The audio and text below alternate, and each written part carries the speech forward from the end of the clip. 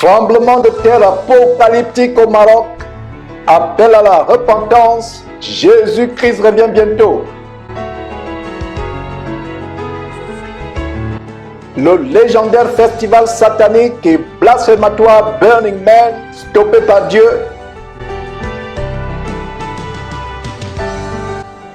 Tentative d'un nouveau coup d'État au Gabon par le faux pasteur Mike Joktan.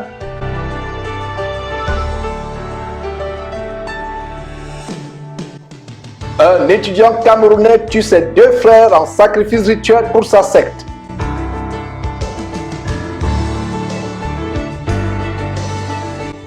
Au Kenya, le gouvernement ferme 5 églises suite au massacre des affamés du jeûne qui a fait près de 500 morts il y a 4 mois environ.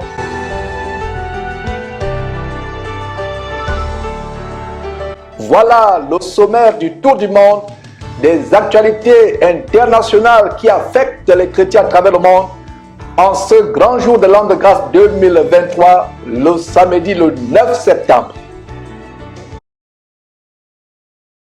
Nous terminons cette émission en allant du côté du Kenya où le gouvernement vient de fermer 5 églises suite au massacre des affamés du jeûne qui a fait près de 500 morts il y a quelques mois, je crois 4 mois. Et je vais vous lister ces églises dans quelques temps. Voilà une bonne décision que le gouvernement kenyan a prise suite à ce massacre, mes frères et sœurs, il y a quelques mois. Un nommé Paul Ntenge Mackenzie de l'abomination Good News International Ministry au Kenya a forcé ses fidèles à mourir de faim pour rencontrer le Seigneur Jésus-Christ. Vous pouvez voir les livres qui sont passés, peut-être je reviendrai sur ces livres diaboliques, écrits et inspirés par les esprits diaboliques. Donc ce pasteur a défrayé la chronique sur le plan international. Ce pasteur kenyan de Good News International Ministry, Paul Ntenge Mackenzie, a défrayé la chronique en forçant ses fidèles à mourir de faim, condition pour rencontrer le Seigneur Jésus-Christ. Donc le gouvernement vient d'interdire son église et d'autres églises pour protéger les citoyens kenyans contre l'extrémisme religieux et les dérives sectaires. Et il y a une organisation appelée le registre des sociétés qui a annoncé il y a quelques jours la radiation de plusieurs églises, y compris de cette église entre guillemets qui n'est qu'un boulevard pour l'enfer. Un camp d'embarquement pour l'enfer. Quand je dis souvent que c'est un camp d'embarquement pour l'enfer, les gens pensent que j'exagère. Voilà l'exemple que c'est un camp d'embarquement pour l'enfer. Les gens ne lisent pas la parole de Dieu, c'est un camp d'embarquement pour l'enfer. Les gens ne lisent pas la Bible. Si vous lisez votre Bible, aucun homme ne peut vous tromper, aucun homme ne peut vous tromper. Donc voilà ce Mackenzie, Paul Ntenge, chef autoproclamé de ce groupe, avait demandé à ses partisans de jeûner jusqu'à la mort afin d'accélérer leur entrée au paradis. Et beaucoup ont obéi et sont morts de faim. Leurs corps ont été rapidement enterrés dans des fosses peu profondes, dans la vaste forêt de Shakahola, dans le comté côtier de Kilifi, une région au Kenya. Et ce pasteur aujourd'hui fait face au fou de la justice kenyane. Il fait face à des accusations de cruauté envers les enfants, d'enlèvement et de meurtre, en plus de terrorisme. La plupart de ces victimes sont mortes de faim et d'autres auraient été étouffées, étranglées ou battues à mort.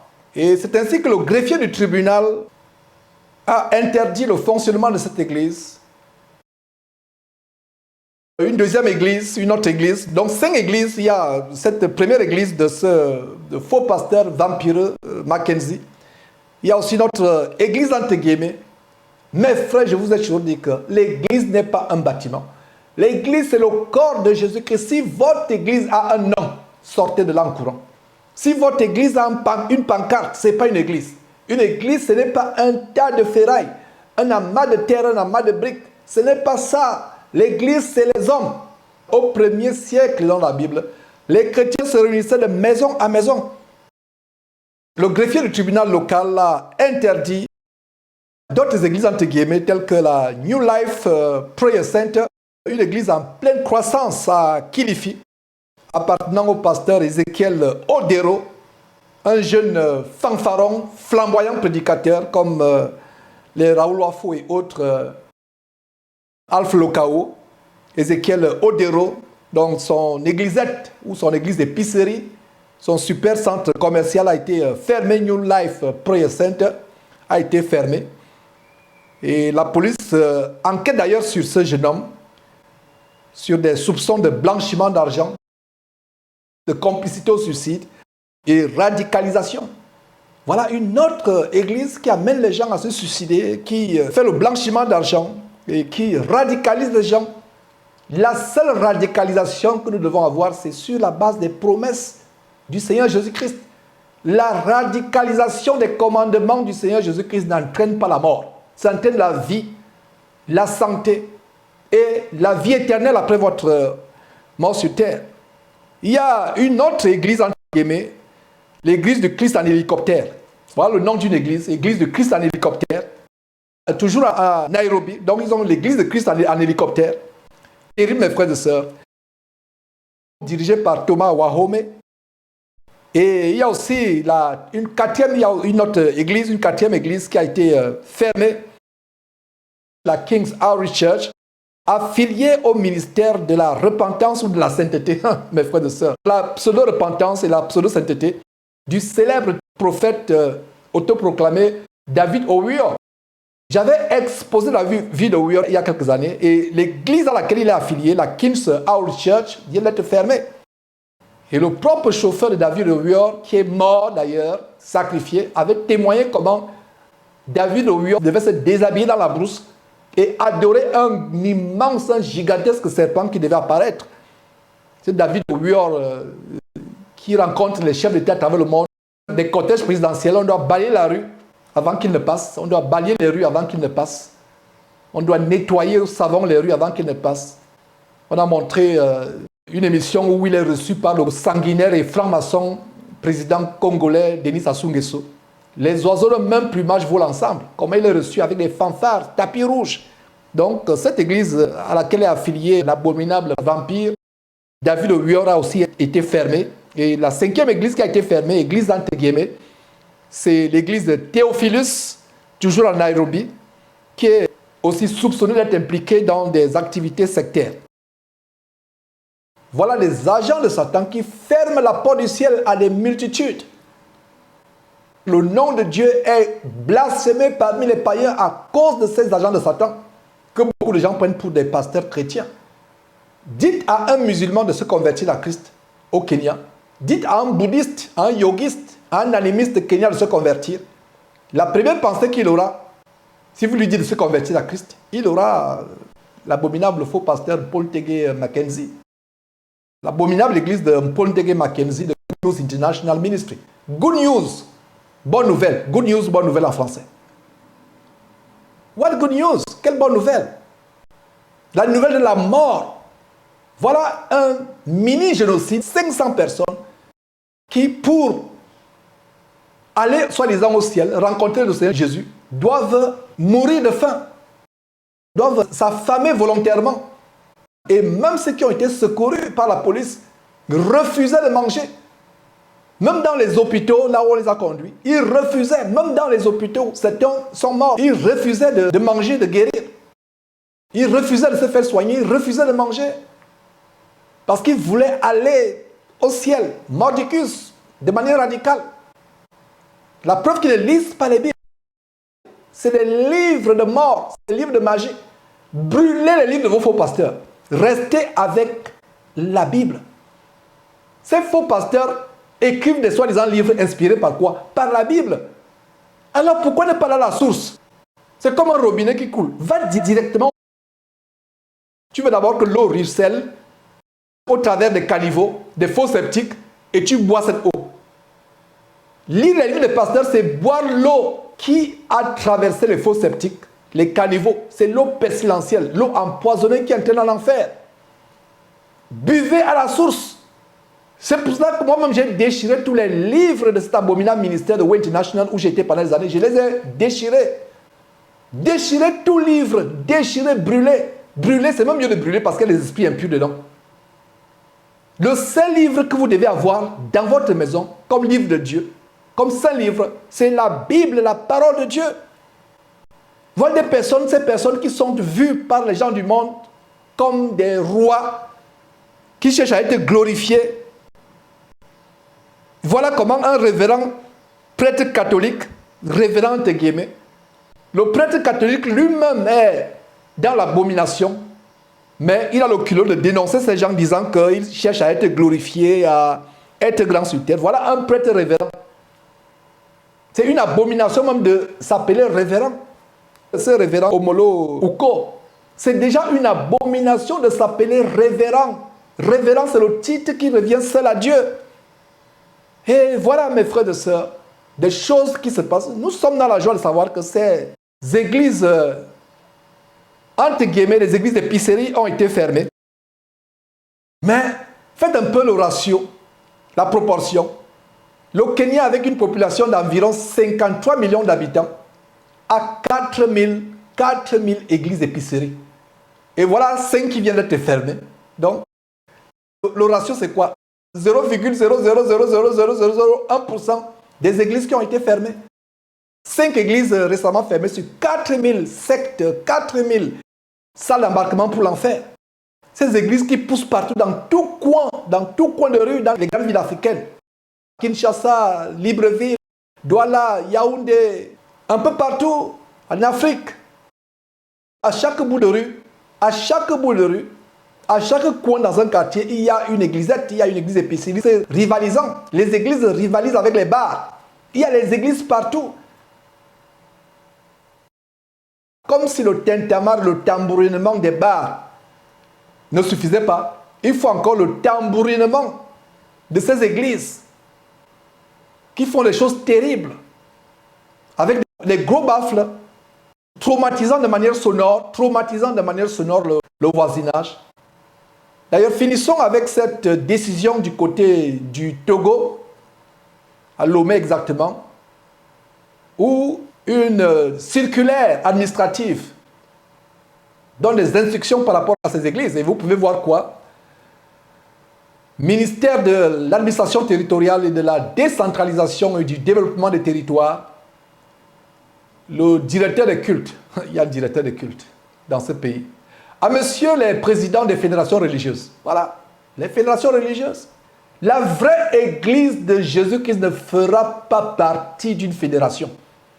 Comme l'abominable FPF, Fédération protestante française, qui a embrassé la sodomie, l'homosexualité, le mariage entre un homme et un homme. Et les églises super centres commerciales comme ICC Impact Centre Chrétien sont affiliées à cette abomination, écuménisée par le Vatican.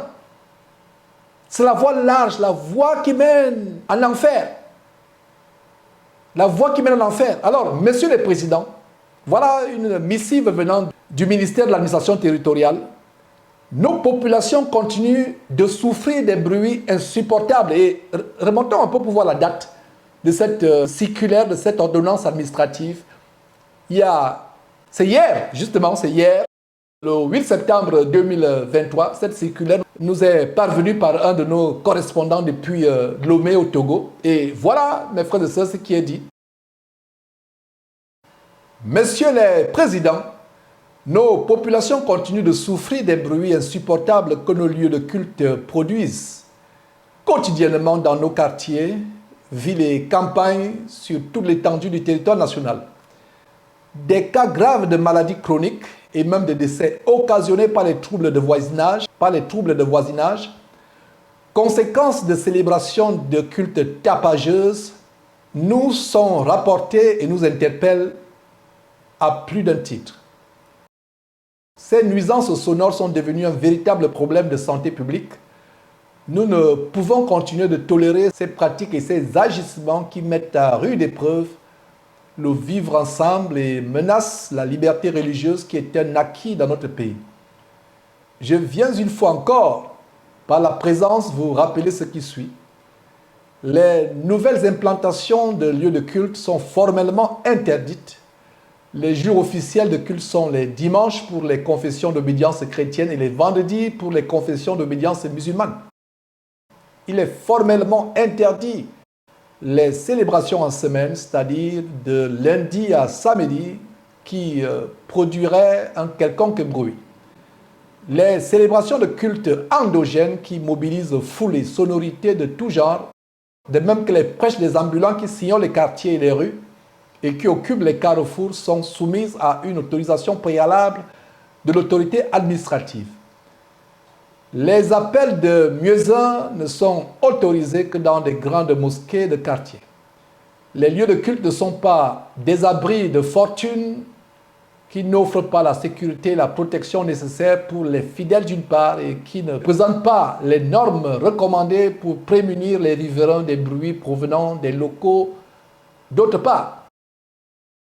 Et vous pouvez vous-même lire la suite. Vous pouvez mettre pause en regardant cette vidéo et lire jusqu'à la fin.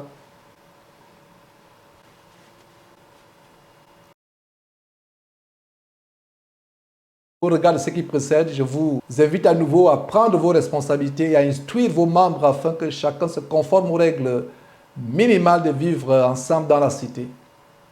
Voilà comment le gouvernement se mêle aux choses dont il ne devrait pas se mêler. Si les gens appliquaient la parole de Dieu, ils comprendraient que l'église se passe dans les maisons. Et même dans les maisons, quand vous vous réunissez, quand vous chantez les cantiques, comme Jésus chantait les cantiques avec ses disciples dans l'intimité, n'élevez pas la voix de telle manière que les voisins seront dérangés, exacerbés par vos louanges. Maintenant, si vous êtes dans un endroit éloigné des voisins, vous pouvez chanter à tue-tête, tambouriner vos louanges si vous voulez. Mais si vous êtes à proximité des voisins, les églises de maison doivent se réunir dans la discrétion, dans le calme, dans la sérénité. Donc voilà, mes frères et sœurs, des choses que nous voulons montrer aujourd'hui. Le peuple de Dieu doit être libéré de ces oiseleurs, de ces voleurs, de ces bandits évangéliques. C'est un plaisir de faire cette émission aujourd'hui et nous rendons grâce à Dieu qui a rendu disponible cela. Abonnez-vous à nos chaînes YouTube, à nos pages Facebook pour ne rien rater de ces émissions qui ouvrent les yeux à plusieurs selon le retour que j'ai. C'est la fin des temps, mes amis. Le Seigneur Jésus revient bientôt. Beaucoup doivent avoir les yeux ouverts. Le secret, c'est d'aller dans la Bible, examiner la Bible, de vous y conformer. Vous vivrez heureux sur cette terre. Et à la fin de votre séjour sur terre, vous irez éternellement au ciel où il y a une joie, un bonheur indescriptible. Vous connaîtrez la vérité vous affranchira. À la prochaine émission, Dieu voulant.